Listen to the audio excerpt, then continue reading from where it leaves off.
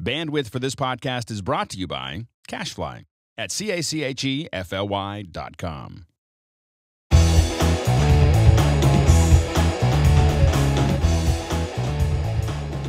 We're back at the Pixel Core Studios, and we're looking at, well, the Mac Pro and the Pegasus and 4K displays, and we're looking at all the accoutrements of essentially high-performance video editing. And I like that high-performance video editing and monitoring. So we're going to continue to explore this aspect of performance. And in this episode, we're going to actually open up Final Cut and look at the different ways in which you configure and play back and get various performance configurations, right? I mean, this is kind of where the rubber meets the road. It's nice to talk about numbers and throughput and everything, but let's see what you can actually do with Final Cut and why this kind of configuration may allow you to do more than you could do in other ways. So before we actually do the Final Cut, I'm going to do one more thing, which is test the speed of these drives, because it's just good to have a reference point. Sure, absolutely. Okay, and there's a pretty standard speed test application from Blackmagic called Blackmagic Disk Speed Test. Speed test. Right, to test them. And what I'm going to do here is I already have a couple of tests for some other drives. So what I want to show you, I have here a little dock, a little Thunderbolt dock that allows you to plug in a bare 2.5-inch drive, like a little laptop drive, directly over Thunderbolt 1, to which I use with my MacBook Pro. Right. Okay. And I use this often. Just we move projects back and forth with it, but I've used it to edit with too, and it works well. I wouldn't do 4K editing with it, but I can do HD streaming of ProRes on that, and it works just fine. So what did your performance test Yeah, so here, check this out. for this? And this is kind of a good starting point to kind of understand. So here, this little drive yields about 40 megabytes per second. Okay. 40 megabytes. That's still really good for a little drive. For a tiny little drive. I mean, it actually can play back and work with it. I mean, you're kind of pushing it, but it can work. So, but that's a starting point, just to get ourselves oriented. Now, from there, another thing that I frequently actually edit off is this guy here. And I know you've got one of these too. I love this. Yeah, we call this little toaster. The toaster. So you could just push this and it goes in like toast. It's awesome. And by the way, can you pop it out again? Yeah. It'll hold the small drive too. Either way, it can put either one in there. But it connects. This is a FireWire.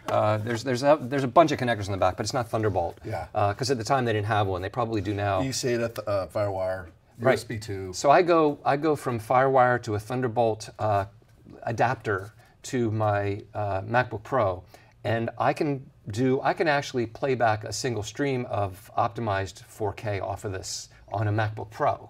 So there's things you can do on an iMac or MacBook Pro that are pretty impressive. And if we look at the data rate on that thing, that's better. It's close to 70. Yeah, it's close. It's in the neighborhood of twice. 80, yeah. Right. It's close in the neighborhood of twice as fast as this other guy right here. So 60, 80, something like that. Now check this out. If you look at the speed of the internal drive on the MacBook Pro, which is an SSD drive. It's an SSD, right? There's no spindle, no mechanical. Yes. This is an early 2013. Right. Check out the speed on that thing. Oh my gosh. 450 megabytes per second. It's a very fast drive. Now, in a sustained basis, that's the internal SSD of this. No, of my MacBook Pro, of my laptop. Which is an SSD drive. Right, which is an SSD. That's the point. It's an SSD, so it's very fast. So there's some, validity for short projects to throw them on your internal drive. And the thing is, the internal drive is handling a lot of stuff because it's doing the OS, running applications and everything. So it's not always necessarily a good idea, but I just want to show you an idea of what the speed is on that. So from there, rather than just looking at screenshots, let's actually launch the Blackmagic Disk Speed Test. And what I'm going to do, I can click this gear here and select a target drive. I'm going to select the promised Pegasus. It's this one here. And this is our R8 right here. And let's see what the speed looks like on that. So I'll start it up. And it's doing writes. Yeah, and it might, you let it kind of go through once or twice because this thing needs to kind of spin up for a second here. So, but already we're at 774, we're more than twice that internal SSD. And by the way, this is not full of SSDs. This is full of spinning plates. Right. It's, typical platters, right. And what we're going to see is, look at that. Yeah, about 800 megabytes read and write per second. Right. So it's got a huge amount of capacity of disk speed, which, by the way, this doesn't come close, obviously, to saturating this this Thunderbolt 2 20 gigabits per second pipe. Right. right? Nowhere close to it. There's Now, a lot of headroom. That's pretty impressive. Now, if you really want to impress me, run it on the internal SSD. Okay. Here. I'd like to see that. So what we'll do is we'll select the desktop, and just to see, this is the desktop of the Mac Pro. Okay, so I'm selecting the Mac Pro drive. Wait, it said Mark's Mac Pro. It's my birthday present. This is Mark's. What the? Well, you were out of the room for a few minutes, and Wait a minute. You can't leave that thing alone. Okay. So let's check this one out.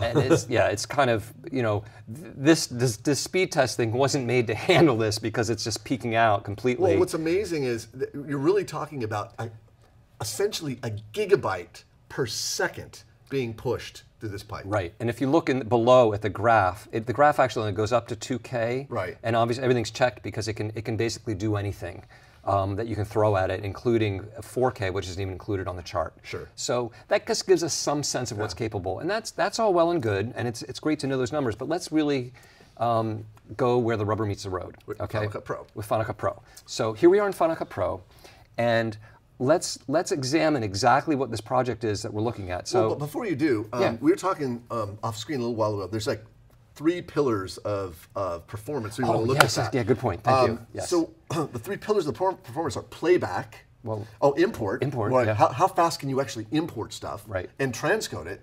How performance for playing back. How many streams playing back, and how fast you can actually share or export this stuff. Yeah, render, export. Right. All So that those stuff. are the 3 things you want to consider when you're looking at a system to purchase. Thank you, and thank you for reminding me of that. So in fact, let's go ahead and look at importing. So I'm just going to create a new library, and I'll just leave it as untitled, and I'll put that library on the Pegasus, and let's just call it MBS import. This Bluetooth keyboard is laid out a little differently than my regular one. It's a little tricky. So, and I'm going to click import. And what I'm going to do is on the desktop, you had a 4K file. I intentionally put it on the desktop. I have a there it is. I have an R3D file. So this is looks like about a minute long. Yeah, it's about a minute long, see 54 seconds, it's 2.15 gigs. Got it. So this is a red raw file, an R3D file, straight off the camera, right. Okay? And what I'm going to do is click Import Selected. Now, we immediately get this warning that we're going to totally disregard because you've already explained this warning in other MacBreak Studios. Yes. So I'm not going to get into that right now because we don't care. Right, we can go back and look at those. Now, click OK. Yeah, that's generally click OK. That's so your advice. I love that. So the key thing here is if I were just to import this, and if I were to leave it in place, it would just be done. You're not testing anything. It's just pointing to the file. Right, it's putting symlinks to the file on the desktop. But if I were to import it and copy, let's say I'm going to copy into this library, okay, that's just going to do a copy operation. But what I'm really, and that'll be fast because it's a very fast drive. It's 2 gigabytes. Boom. Yeah, it's going to be fast. Right, done. But what I care about is this, transcoding. Right. Right. That's where we want to see how much faster this can be. So I'll select to create optimized and proxy media and click import. And then let's go ahead and look at the background tasks. And we can see it importing. So first it's file copy's done, 2 gigs like that. Right. And now it's starting the transcode. Yes. Okay. So as a comparison point, I did the same exact test on my 2013 MacBook Pro, which is a earlier 2013 model. And on that machine, to do the optimizing of the to do the transcode of this exact file. Exact same thing into optimize and proxy, thank you. It took about 7 minutes to do that. 7 minutes. Okay, this 1 minute of read, 7 minutes. If you kind of think about if you've got a lot of footage, that's not insignificant. It's not. If you're transcoding. Nope. No, it's not. Okay, this machine, instead of 7 minutes, and I'm probably not going to let it finish the whole thing, takes about 3.5 minutes. It's more than twice as fast than my MacBook Pro. And so this is where it gets interesting, and this is where you start thinking about ROI. You know, what's your return on investment if you're going to spend an incremental, you're going to, instead of $4,000, you're going to spend $6,000, $7,000, $8,000, and you've got a display and everything. What's your return? And if you are somebody for whom time is money in terms of needing to transcode stuff to get to work, and it will save you a day, over the course of the year, it saves you 10 days and your days are worth $1,000 a day. So it's, okay, this is going to pay for itself. Of course. Besides, it just looks cool. Yeah.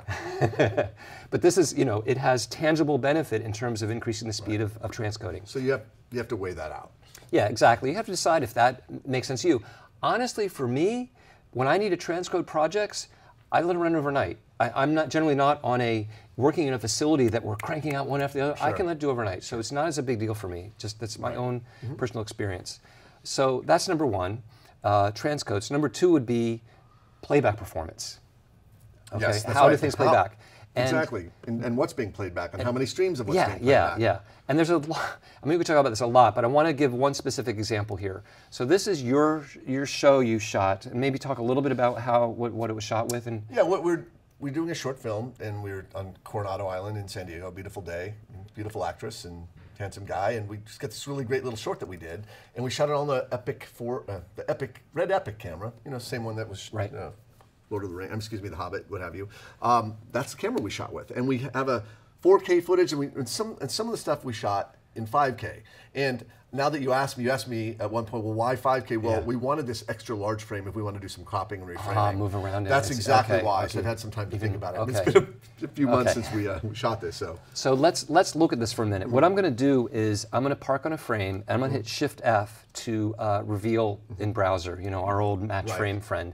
And these are actually, you can't quite see the whole name there. Maybe if I go to list view, you can see that these are synchronized clips. I'll go back here. These are synchronized clips because you shot with dual system sound. Absolutely. So what I'm going to do is right-click on that guy and choose Open in Timeline, because I want to look at the original video.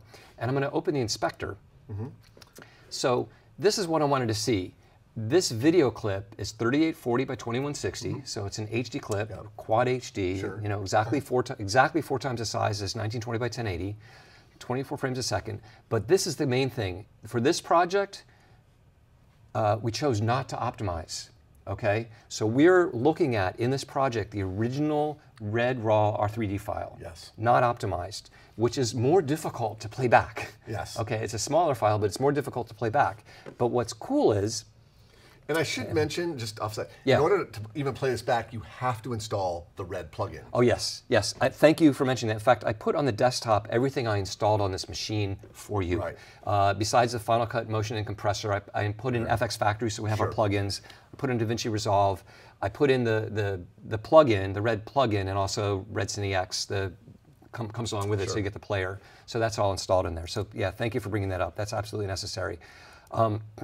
You'll notice that there aren't any render bars on most of this because this is a 4K timeline. It's native 4K. Yeah, if you look at the bottom here, you can see that this is a 4K timeline, so there's no rendering necessary. There is render bars here because there's a transition, and then these render bars are, if I move my playhead over it, you'll see up in the inspector, this is your 5K. Okay, so you had some 5K shots here, and that's why there's render bars. So, enough talking, let's actually look at a little bit of this play. And let's see if we can get a little bit of volume in there. Sorry, that's my boss. I have to send these files. The meeting's been moved to the morning. Tomorrow? The Jaworski? Zawalski. Oh. Yeah, so I have to get up early in the morning. Really? You have to leave me right now. Oh, man. Again, I'm sorry. Okay, so we're playing back raw R3D files. In real time, no issues, it's buttery smooth. Now we have in the past shown that you could actually play the same file back on a MacBook Pro. Okay, so I don't want to, it's not like you have to have a Mac Pro to do this, but we were really pushing it, right? You can play it a little bit. If you keep playing it for a while, it's going to start to stutter. Right. But this, you're doing this with headroom. Yeah, plenty of headroom. Plenty of headroom. Plenty of room to modify your red raw settings, to add effects, to do different things to the clip. And so this is a potential workflow, and I actually know some people that this is their workflow that they never optimize because they want to cut right away. Even though this Mac Pro will optimize, transcode the media twice as fast as it's still 3 minutes per minute of clip. Sure. So if you've got an hour of footage, it's 3 hours. Right. And you can cut right away. I mean, you can import and have it transcode in the background while you're cutting, but he doesn't do that. He just imports and cuts red raw straight. And often color corrects in Final Cut as well. So that's just one example of something you can do with this kind of setup, is very comfortably play red raw. let's see what else. Oh, so you have a great example of doing something that is HD, but it's not red. It's not video, or it's not red. Right. Because you could still work with 2K, or, excuse me, 4K. I really enjoy doing time lapse with my DSLRs. So what do we have here? We have a bunch of stills that are. A bunch of stills. Did you double click open the project? There's a GM 4K. I have 4K right here. Okay. Yeah. So there's a bunch of stills, and if you looked at it, if you look at them in the inspector, they're essentially 3456 by 2304, okay. Roughly 4K. Roughly, yeah. Yeah. And so if you go back to the project, you can see here. This is a 4K project. Look at the bottom. Okay. And it has an orange render bar over it because they did some color grading to it. Mm-hmm. And we're playing this back here. I mean, through the system. And it's full frame rate with color, with a grade on it, and you should see this on the 4K monitor. If you do a lot of this stuff and you want to see it on this beautiful display, it just sends this right out to the monitor. Yeah, it looks absolutely gorgeous on the 4K monitor. So people do a lot of time lapse and with high res images, raw images. Yeah, you can do.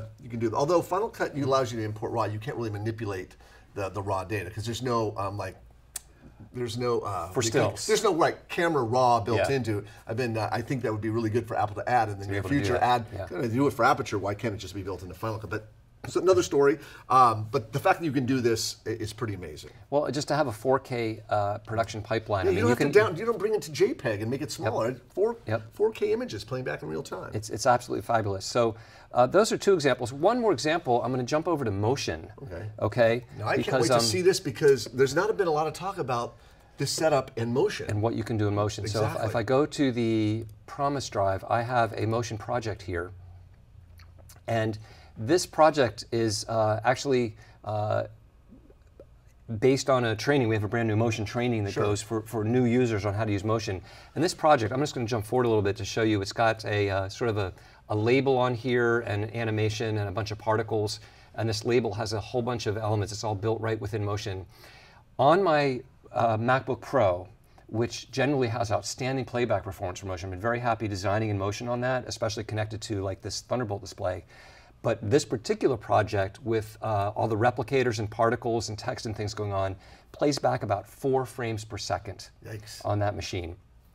On this machine, if it's not connected to a capture device, right now we're going out HDMI and we're doing a screen capture, so that affects the performance.